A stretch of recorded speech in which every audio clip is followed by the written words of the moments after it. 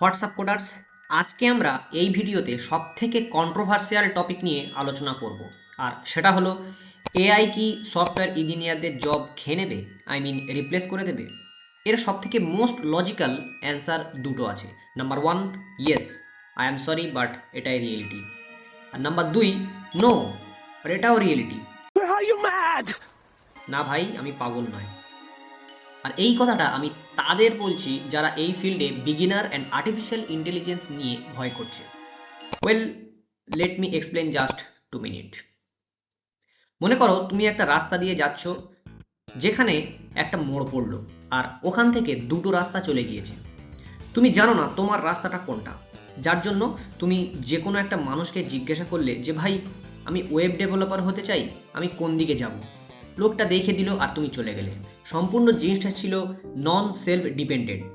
এখানে তোমার সেই লোককে খুঁজতে হবে যে ওয়েব ডেভের পাথ সম্পর্কে জানে, আর না হলে তোমার অনেক সময় নষ্ট হবে।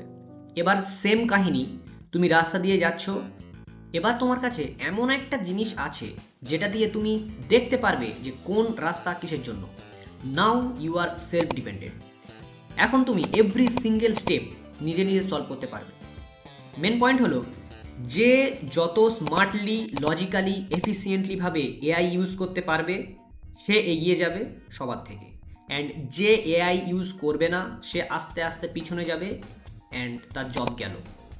আর এটা সমস্ত কেরিয়ারের জন্য বললাম, সেটা হতে পারে doctor, engineer and master or teacher. আর এই মুহূর্তে আমাদের তাহলে কি করা উচিত?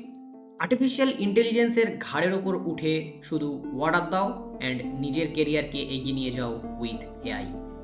Good bye.